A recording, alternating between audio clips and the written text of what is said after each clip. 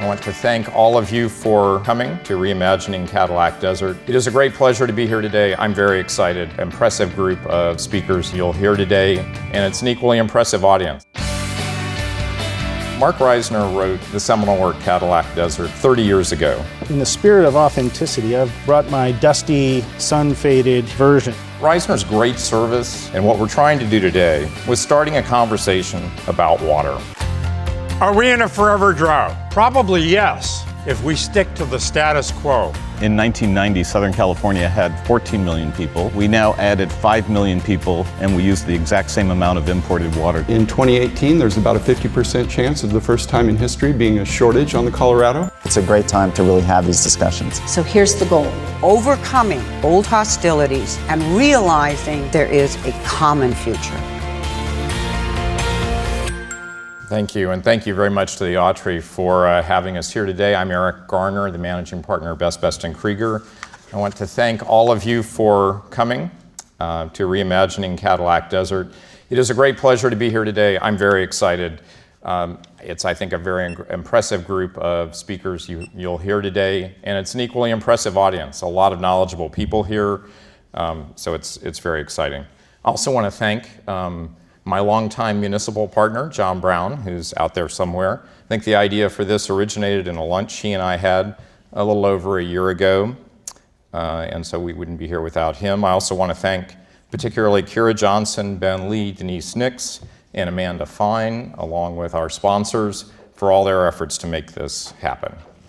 And last and far from least, I want to thank my wife, Joan Abraham, who actually made it here this morning, for tolerating me rereading Cadillac Desert while we were on her birthday vacation last week. Marc Reisner wrote the seminal work Cadillac Desert 30 years ago, in 1986. Sadly, he passed away in 2002. It would be fascinating to hear what he has to say today. I only got to meet him once. He spoke at Metropolitan Water District a couple of years before he passed away. I think his views had shifted a little bit since 1986 at that point. Well, we can talk about that later. Although actually he and I talked more about the odd fact that we both went to the same small liberal arts college in Indiana, Earlham College. But Reisner's great service, I think, with Cadillac Desert and what we're trying to do today was starting a conversation about water. He really opened up a world that was opaque, to put it mildly, to pretty much everyone but those involved with it. But his perspective in rereading Cadillac Desert is not a particularly optimistic one. Cadillac Desert really portrays a people, us who live here in the western United States, at war with the environment, trying to conquer it. It frankly is a story of corruption, exploitation, overexploitation of resources, environmental destruction, and unsustainability. Now, admittedly, in Reisner's afterword to his revised edition, which came out in 1992, I believe, he strikes a somewhat more optimistic tone. There have been some progress on issues in those half dozen years, but overall, the tone of the book is still pretty dark, actually surprisingly dark as I went back and looked at it.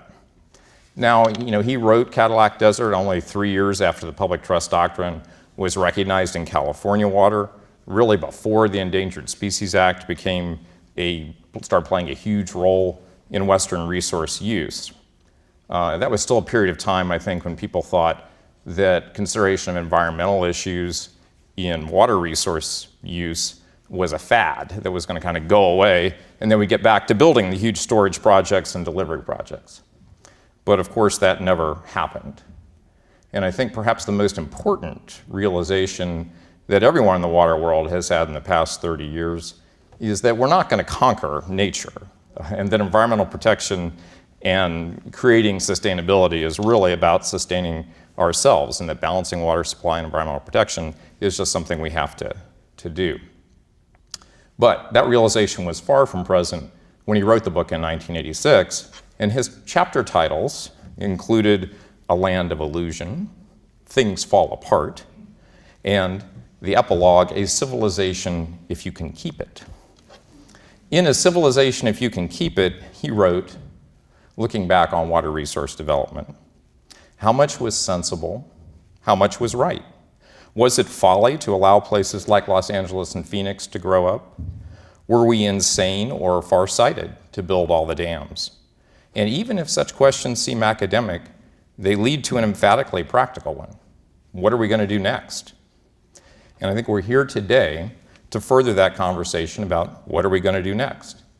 Because the challenges that we face in the water world are very serious, and success in meeting them is far from a given. The challenges are surmountable. Things don't have to fall apart. The West can, I think, is becoming a land of reality, not a land of illusion. And although we still have a long way to go, I think that we can keep this civilization for a long time if we work together and make good choices. But we can't take any of that for granted, because we can blow this.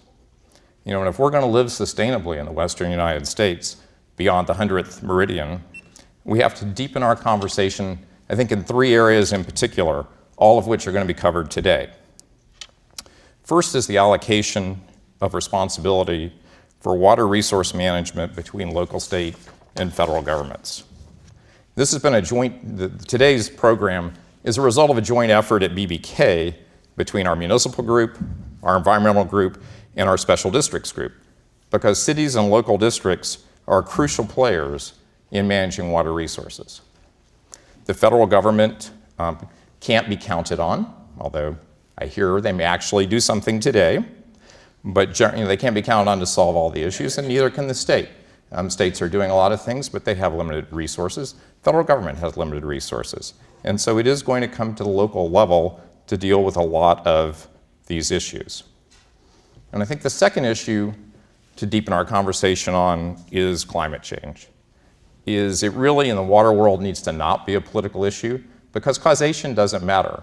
You know, ever since I started practicing nearly 30 years ago, I've read these articles about droughts and tree rings and 500-year droughts and 100-year droughts. So whether this is human-caused climate change, whether it's a long-term drought, it doesn't really matter. The issue is something's happening. Water is coming in different ways, at different times, not as frequently, and we have to deal with that. We have to adapt to it. And the third is technology. We have to quickly find ways to use technology for more efficient water use and to monitor water use. I've been asked a lot of times in the last couple years, if I could make one change in California water law, what would it be?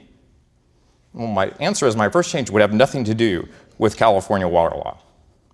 What we need to know is who is using water, where are they using it, and how much are they using?